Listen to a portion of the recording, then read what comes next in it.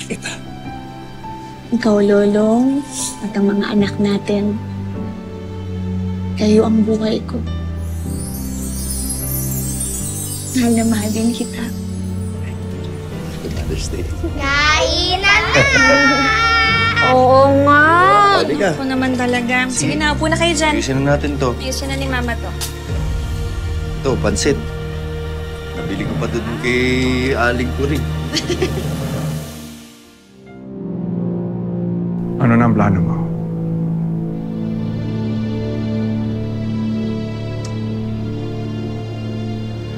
Hindi ko alam.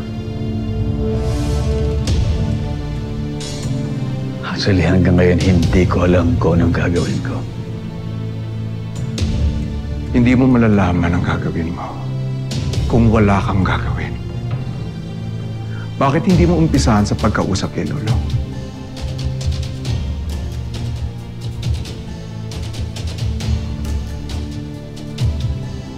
Sa palagay mo ba ganun kadali yun?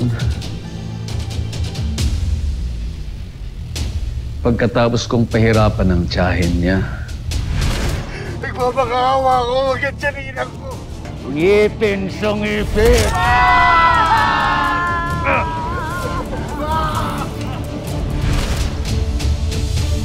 Na tinuri niyang ina-inahan, pinatay ko sa harap niya. Ito!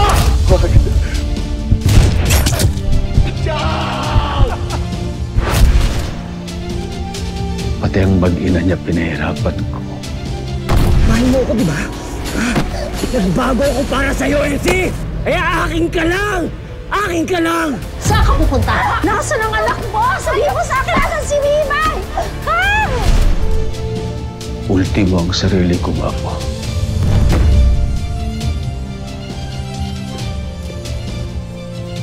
Mapatawad ka man niya o hindi.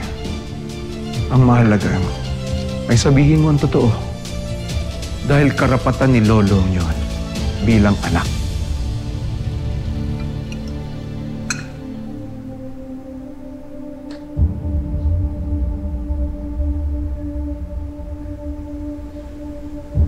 Ito ba ang tamang pagkakataon para kausapin ko siya o mas tama na hindi na lang ako makipagkita sa kanya kahit kailan?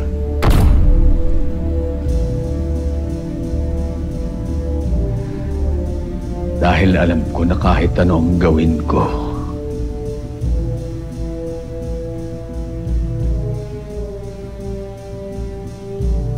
hindi niya ako mapapatawad sa lahat ng mga kasalanang nagawa ko sa kanya.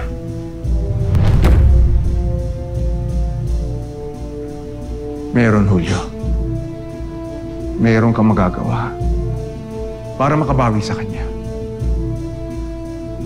Magpakaama ka. Harapin mo ang anak mo. Ang mahalaga, sabihin mo sa kanya ang totoo. Doon ka mag-umpisa. Kailangan malaman ni Lolo ang tunay na pagkatao niya.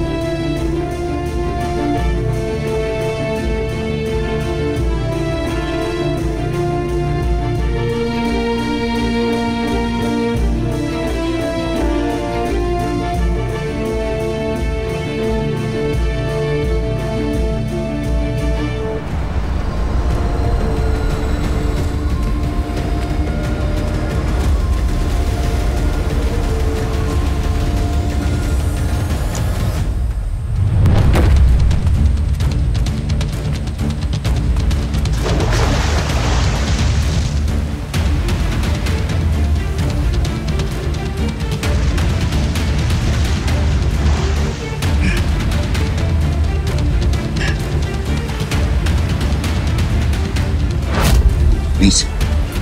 Miss? Miss? Miss? Miss? Miss, gumising ka!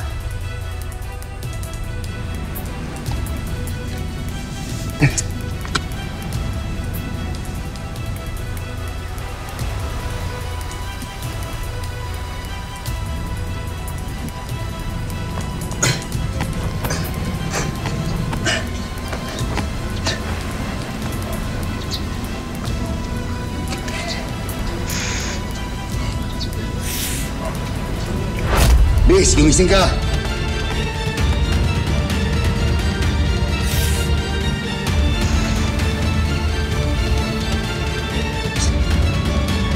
Miss.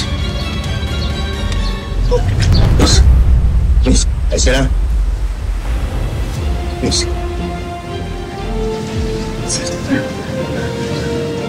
Nasaan ako to? Miss. Bakit ba okay ka dito? Nalilong mo rin. Ayos ka na ba? Bigyan pa. Paano nangyari yun? Ba't may ganyang kagandang babae napadpad dito sa punduhan? Anghel galing ng langit. Baka sila na inanod ng tubig. Oo, Serena yun. Ganda nung gado.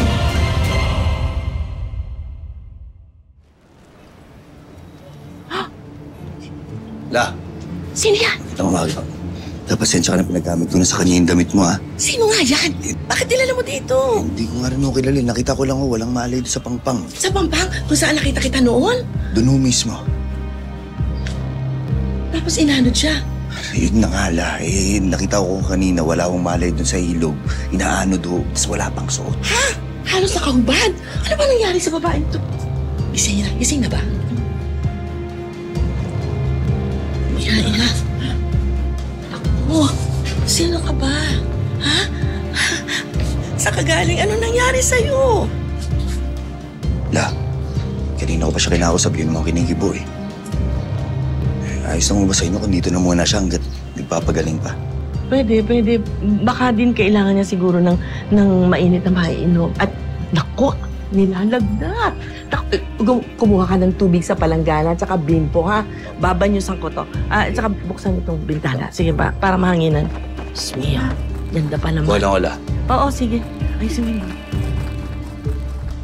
Lola Gracia, Diyan daw po ba nila yung sirenang nakita kaninang madaling araw? Totoo po ba yun ba? Siya, oh. Ay, Diyos ko po, malapirlas. Ang kinis ng kundes. Hoy, ano ba kayo? Hindi ito sirena, tao ito. Wala itong buntot. May pamilya ito. Tunay na tao ito. Ano ba kayo? Manahimik na nga kayo. Susera. Ganda talaga. Ba, ganda. Ba, mas masariwa pa sa bagong isda. Di ba, Lola Gracia, masigib na kayo dito? Doon sa bahay, maluwag pa. Hindi, mas maluwag to sa amin, di ba, Lola? Tama niya! Ano ba? Hindi kayo nahihiya? Sige, magsitahimik kayo. Lumayas kayo dyan. Sige, para sige na. makapasok ka namin. Pahingin muna natin. Tama na. Kawawa naman. Sige na. Oo, Sige na. Ganda niyo. Tinan mo ang kinis ng balat, oh. La Gracia, ano yung nabalitaan ko? Oh. Sino ito? Siya ho ba yung naligtas ni Lolong sa Pangpang? Saan ho siya galing? Yari na alam namin eh. Diyos na mahabagin. Buti na lang at si Lolong ang nakasagip sa'yo kung hindi pinagpiestahan ka ng mga manyak dito sa pundokan. Naku, batang to. Oh.